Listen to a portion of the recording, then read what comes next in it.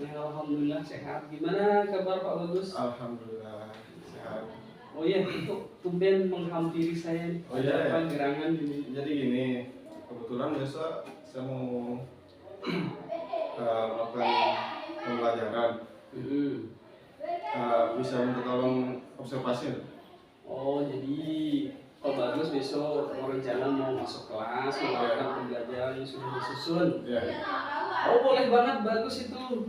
Luar biasa berarti nanti saya sebagai observernya. Ya. Oke, terima kasih. Namun gini Pak Bagus, sebelum Pak Bagus masuk kelas, kira boleh nggak saya mengajukan beberapa pertanyaan biar mantap nanti di dalam kelasnya. Oh ya, boleh. Oke, nah jadi sebelum masuk kelas, hal yang perlu diperhatikan ketika menyusun tujuan pembelajaran.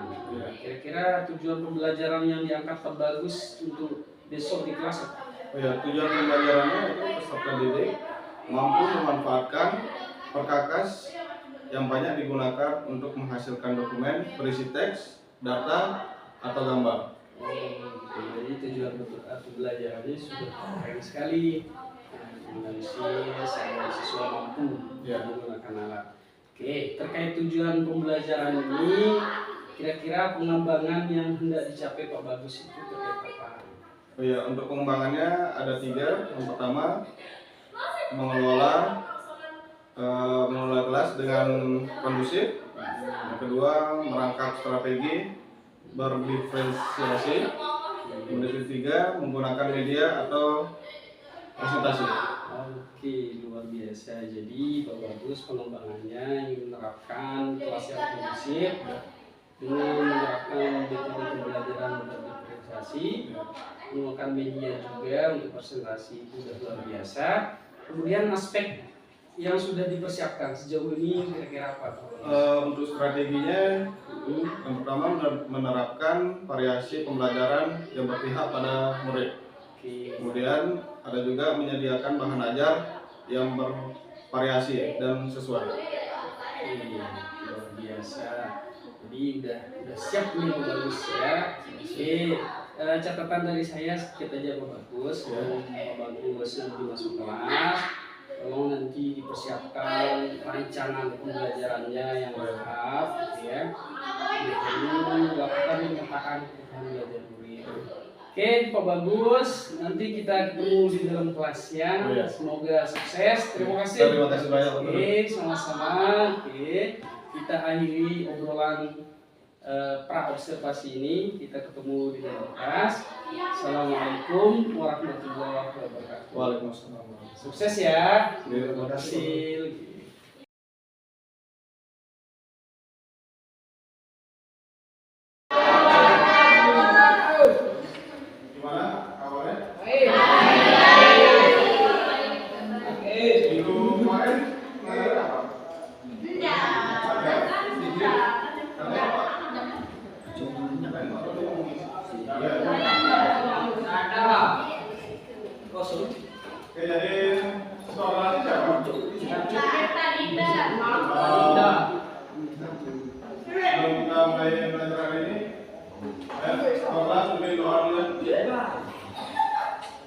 Marilah kita berdoa bersama-sama. Berdoa mulai.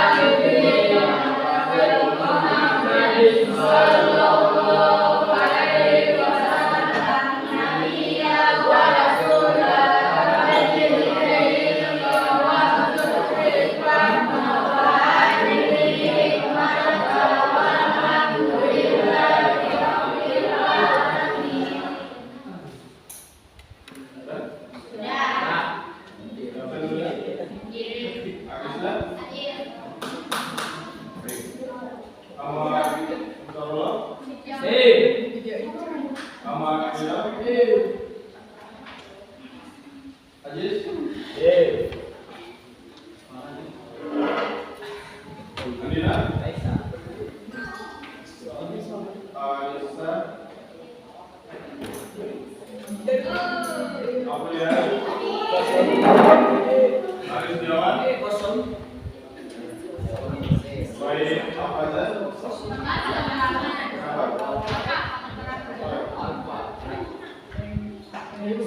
Baik, Masnya. Suwi satu.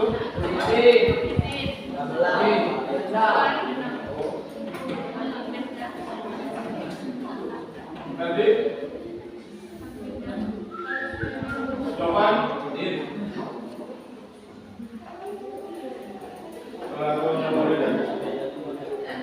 Faisal. Malaysia Sudrajadi.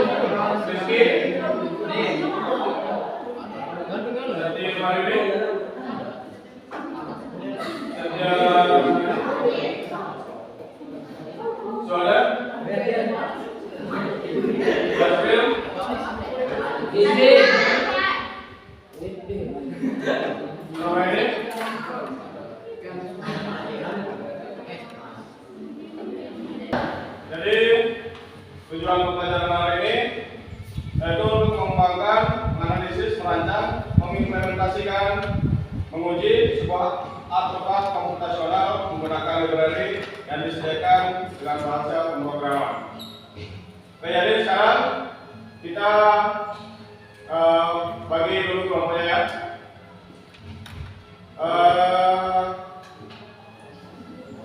Siap untuk pelajaran hari ini? Oke, sudah sepakatan, silakan dibagi kelompok ya.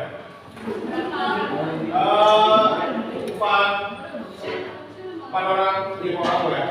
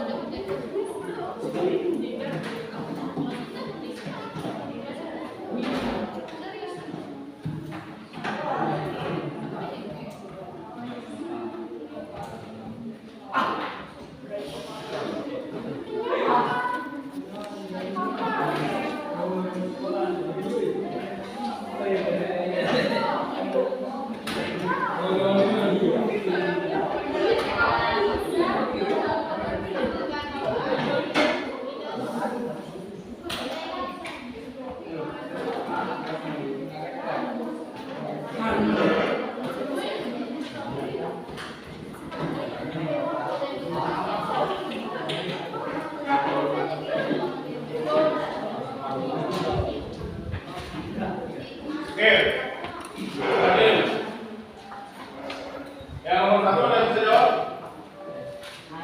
Rizky.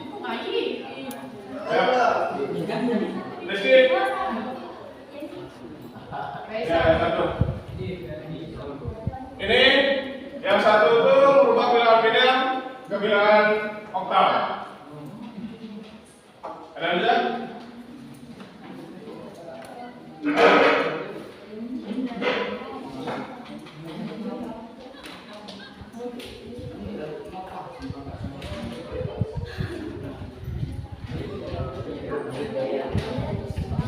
Yang lain mana nih?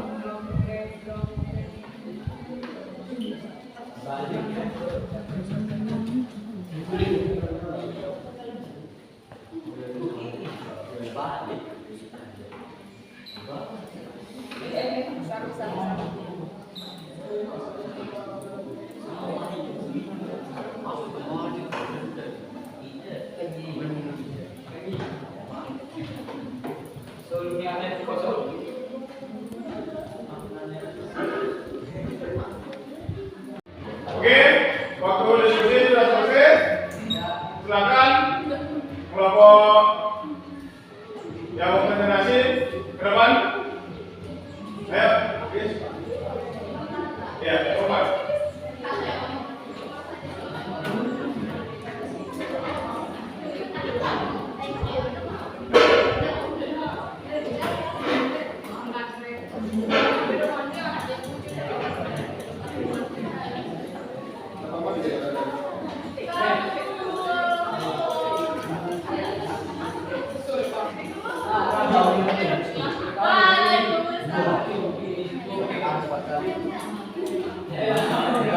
Oke, silakan. Kami dari nomor 1 ingin mempresentasikan hasil SKBD yang kami diperoleh dengan soal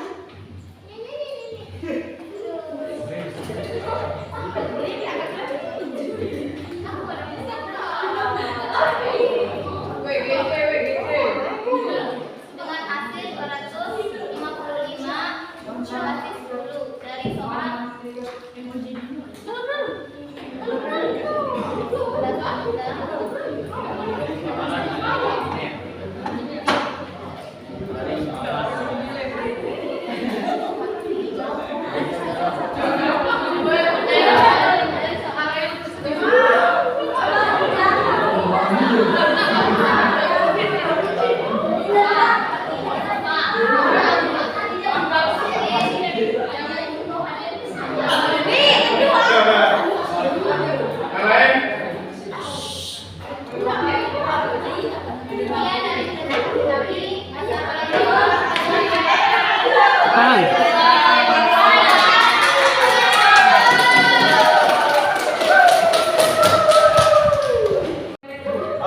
Diskusi hari ini cukup sampai hari ini. Sampai ketemu di pertemuan selanjutnya. Ya, wassalamualaikum warahmatullahi wabarakatuh.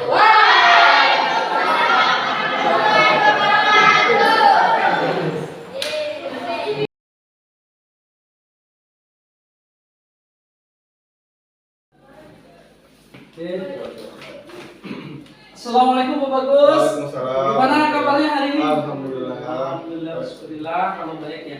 Ayah, perasaannya setelah melakukan pembelajaran di kelas bagaimana? Alhamdulillah lebih lega, lebih pulau lah. Tapi saya masih ada yang kurang gitu. Oh, ada yang kurang. Ini ya Pak Bagus. Dari hasil pengamatan saya pribadi dalam kelas ketika mengamati Pak Bagus, itu sudah luar biasa karena sebagian dari aspek aktifnya sudah dijalani. Namun sebagai seorang guru tentu ada beberapa hal yang jadi catatan yang kiranya perlu kita sama-sama tingkatkan. Dan saya yakin Pak Bagus memiliki kualitas kemampuan, cuman untuk mengeksplorasinya itu perlu komunikasi, berkolaborasi. Nah, dari kemarin pembelajaran Pak Bagus di kelas, kira-kira apa yang membuat puas Pak Bagus? Saya sudah menerapkan pembelajaran diferensiasi Diferensiasi dan menyiapkan konten juga. Kontennya juga disiapkan. Tapi masih ngerasa ada yang kurang gitu. Oke. Nah, jadi syukuri dulu lah ya. Jadi Pak Bagus merasa sudah puas karena sudah menerapkan pembelajaran berdiferensiasi, konten yang disajikan beragam. Ini tentu ada beberapa yang kurang.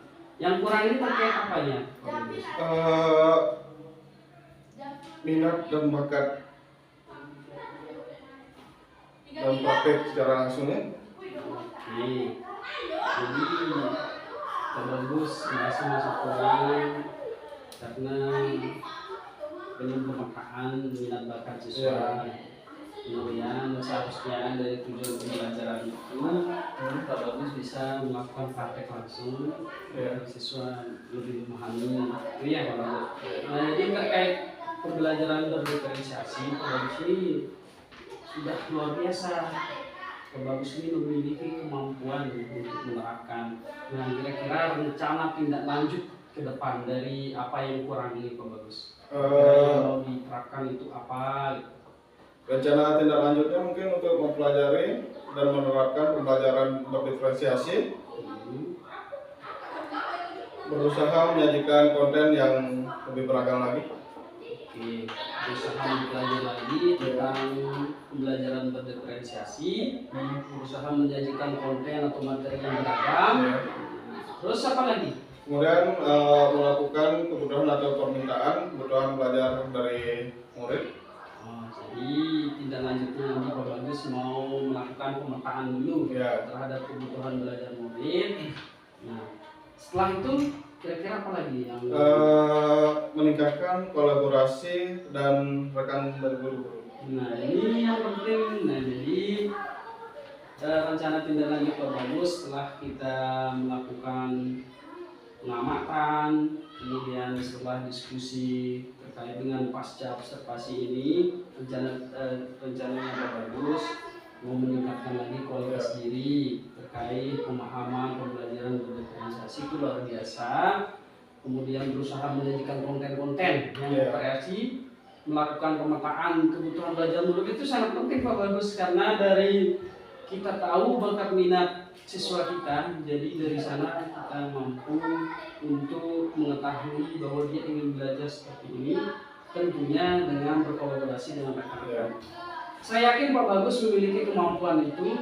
Nah, tinggal Pak Bagus mau nggak berkolaborasi dengan rekan-rekan untuk menunjukkan kemampuan itu. Pak Bagus siap? Siap. Oke, kalau begitu sukses Pak Bagus. Kabari kalau sudah terlaksana tindak lanjutnya, kita ketemu di beberapa kesempatan. Terima kasih Pak. Perasaannya ini apa lebih? Ya lebih tenang lah, lebih alhamdulillah, lebih ya. Sampai jumpa, sukses ya. Terima kasih. Sama-sama.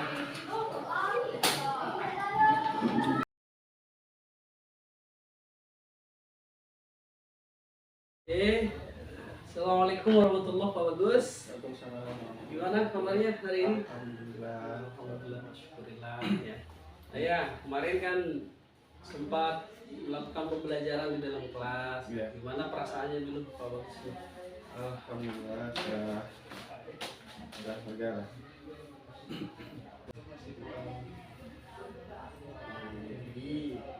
Refleksi dulu sedikit nih, jangan dulu. Baik, terima kasih Pak Guru. Proses coaching sudah berjalan sesuai dengan harapannya kita. Nah, intinya di sini coaching ini yang tadi kan Pak Jamil berperan sebagai coachnya, kemudian Pak Bagus nih, Pak Bagus sebagai coachnya. Nah, proses yang tadi sudah Bapak lakukan di sini itu proses coaching, di mana proses coaching ini tujuannya adalah ya untuk membantu seorang coach. Satu, dia membawa masalahnya, tetapi nanti bagaimana seorang coach itu nanti akan mengarahkan kepada coachee untuk si coachee ini nanti menemukan sendiri solusi dari permasalahannya. Jadi seorang coach itu dalam proses coaching, terutama di sini ketika kita menggunakan proses alur tirta, jadi seorang coach itu tidak boleh memberikan saran, tidak boleh memberikan arahan kepada coachee, tetapi dia hanya menuntun. Nah, menuntun agar si coachee ini menemukan sendiri jawaban atas permasalahan yang dia hadapi. Oke, jadi bagaimana bahasa atau kalimat yang digunakan oleh seorang coach itu sehingga nanti si coachee ini benar-benar punya kesadaran sendiri bahwa saya akan begini. Nah, misalnya salah satu contohnya yang tadi ini. Oke, misalnya Pak Jamil kemarin itu pernah sosialisasi misalnya tentang pembelajaran berdiferensiasi di sini. Nah, pembelajaran berdiferensiasi itu yang seperti apa? Bagaimana kita melaksanakannya? Tentunya di situ nanti kita akan berfokus dari yang 3. Apakah kita akan menggunakan diferensiasi kontennya? Apakah kita akan menggunakan diferensiasi prosesnya? Apakah kita akan menggunakan diferensiasi produknya? Nah, dari mana kita akan tahu? Tergantung dari hasil asesmen yang sudah kita lakukan atau pemetaan yang sudah kita lakukan sebelumnya bersama dengan peserta didiknya kita. Nah, misalnya seperti yang tadi Pak Bagus di situ misalnya punya permasalahan di sini terkait dengan media pembelajaran yang akan digunakan sehingga nanti media pembelajaran itu bisa menarik minat peserta didik. Nah, bagaimana nanti seorang coach itu akan benar-benar menggali permasalahan yang dihadapi oleh coachee sehingga nanti si coachee itu menemukan sendiri bahwa ya saya akan mendesain pembelajaran itu, media pembelajaran itu dengan menambahkan animasi-animasi yang menarik minat peserta didik. Nah, kembali lagi nanti si coach akan menanyakan, kira-kira itu nanti animasi yang seperti apa yang akan Bapak buat? Bapak akan membuatnya dengan menggunakan apa? Nah, sehingga nanti ngalir di situ pemikiran sendiri oleh si coachee untuk menemukan ya saya akan begini. Oh iya. Jadi nanti si coachee ini hanya akan sebagai pendengar saja keluh kesah yang dihadapi oleh coachee-nya. Itu proses coaching. Jadi ingat, intinya di situ kalau proses coaching menggunakan alur tirta ini seorang coach tidak boleh mengarahkan si coachee untuk dia akan memberikan solusi. Jadi tidak boleh memberikan solusi. Misalnya, oh iya pakai ini aja dah. Enaknya nanti pakai yang bagaimana kita akan menghadapi anak, bagaimana kita akan menyiapkan diri kita ketika nanti kita akan masuk ke kelas. Kan setiap hari, setiap waktu itu pasti nanti beda-beda situasi yang kita akan hadapin. Ya, pasti beda-beda. Nah, dari pengalaman itu mari kita berefleksi. Setelah kita melakukan prosesnya, mari kita berefleksi. Oh, ternyata proses yang tadi saya lakukan masih begini. Progres yang saya temukan dari anak itu masih seperti ini. Kira-kira nanti solusi apa lagi yang akan saya lakukan? Apa yang akan saya perbuat lagi sehingga nanti proses pembelajaran yang akan saya lakukan itu lebih maksimal lagi. Sebenarnya proses coaching ini bisa kita coaching diri kita sendiri. Artinya kita ngomong sendiri-sendiri. Oh iya, saya harus begini. Mungkin dengan jalan begini saya coba nanti. Nah, jadi sebenarnya kita bisa berperan sebagai seorang coach, bisa juga langsung berperan sebagai seorang coachee. Jadi kita komunikasi sendiri di situ. untuk menemukan jawaban atas segala permasalahan yang kita hadapi di kelasnya kita. Karena semata-mata apa yang kita lakukan di sini kan semuanya nanti akan bermuara